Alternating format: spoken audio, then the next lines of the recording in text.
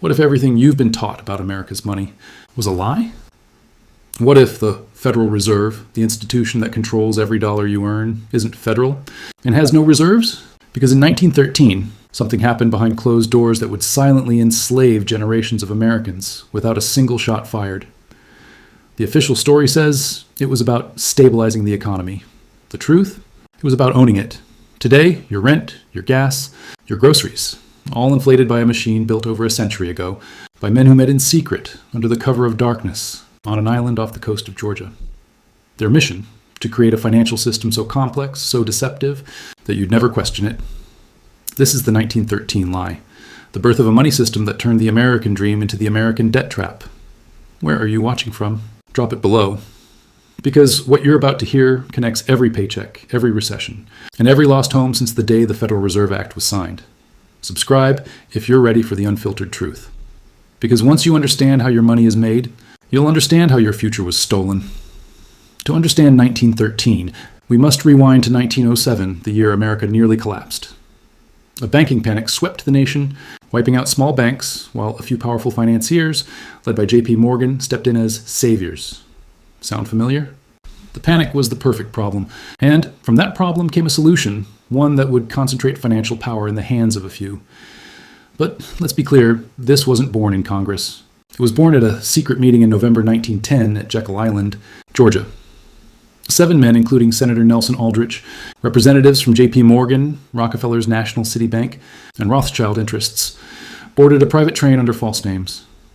They claimed to be duck hunters. What they created instead was America's private central bank. Their goal was simple: design a system that looked public but operated private. A federal reserve that would give the illusion of government oversight while keeping true control in the hands of Wall Street's elite banking dynasties. They returned from Jekyll Island with a 43-page document, a blueprint for the Federal Reserve Act. 3 years later, 1913, it passed quietly through Congress during the Christmas holiday, when most lawmakers were home. President Woodrow Wilson, persuaded by his globalist advisor, Colonel Edward House, signed it into law, and just like that, America's financial sovereignty was gone. Sound familiar? A crisis leads to a solution, and that solution always hands more control to fewer people. Before 1913, the U.S. government printed its own money called United States notes, backed by the Treasury. After 1913, it began borrowing its own money from a private institution that printed it out of thin air and charged interest on every dollar in circulation. That means every U.S. dollar you hold is debt owed back to the very entity that created it, a closed-loop system that ensures perpetual dependency. Sound familiar again? Because every modern crisis from 1929 to 2008 follows the same pattern. Create panic, offer control, profit from collapse. In 1913, the lie was sold as stability. In truth, it was the most elegant theft in history. By 1929, just 16 years after the Fed's creation, the U.S. plunged into the Great Depression, a collapse engineered through manipulated credit cycles and insider control. Thousands of banks failed. Millions lost their homes. Yet the Federal Reserve, the supposed protector, bailed out only its own. Does that sound like protection? Or ownership? By now you might ask, who really owns the Federal Reserve? The answer isn't in your civics book, because they never wanted you to see it. The Fed is divided into 12 regional banks, but each one is privately owned by its member banks, institutions like Citigroup, J.P. Morgan Chase, Goldman Sachs, and others. Their shareholders, or not the public, receive dividends and influence policy through an invisible web of power. The illusion of democracy, with the reality of oligarchy. The names of these controlling interests trace back over a century, through Rothschild, Morgan, Warburg, and Rockefeller bloodlines. The very same families whose empires financed both world wars, shaped the IMF, and wrote the rules of the modern financial order. And if you think this system stopped at the water's edge, think again.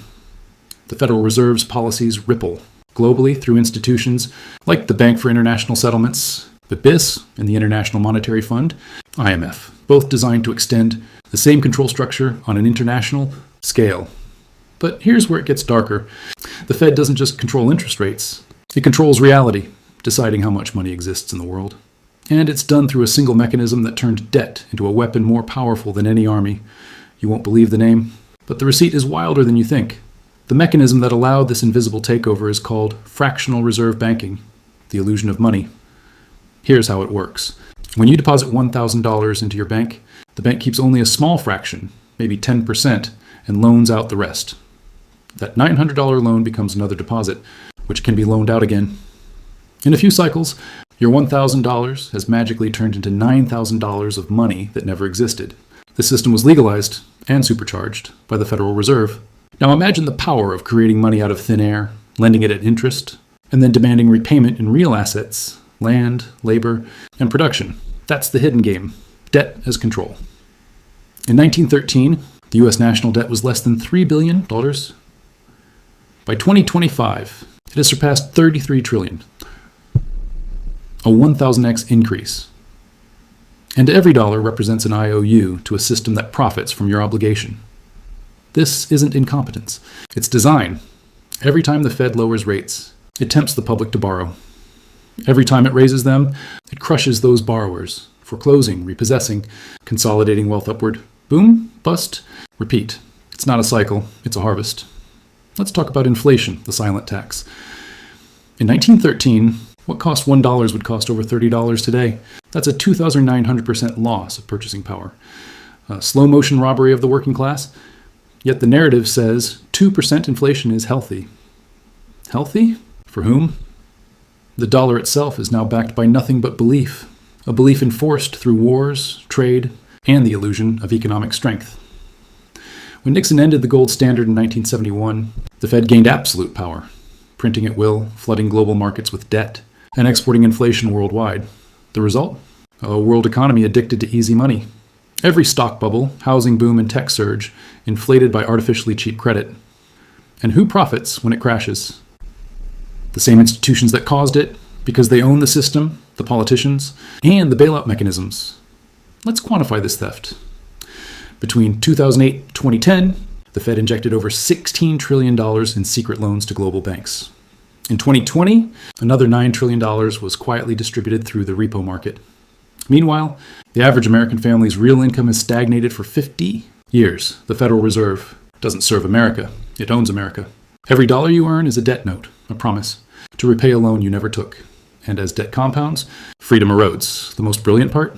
It's self-sustaining. Because the more the system collapses, the more people beg for the Fed to save them, never realizing that the savior and the destroyer are the same. That's the 1913 lie in full bloom. So where does this end?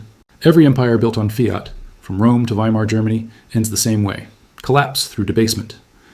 The US dollar has been losing faith for decades, and digital currencies are the next phase of control. Central bank. Digital currencies, CBDCs, will complete the cycle. Programmable money. No cash, no privacy. Every transaction monitored. Every dissenter silenced through financial switches. The machine that began in 1913 is reaching its final evolution. Not just control of money, but control of behavior. When your freedom depends on a digital balance, the meaning of freedom changes. That's the future the founders warned against. So, what do? First, understand. Awareness is resistance. Because the moment you realize your money is a leash, you can start cutting it. The Federal Reserve wasn't a mistake, it was a masterpiece of control. And history shows that the only power greater than their deception is your attention. Don't just watch. Share this video. Because if we don't expose the 1913 lie, we'll repeat it on a global digital scale. Are we wiser now?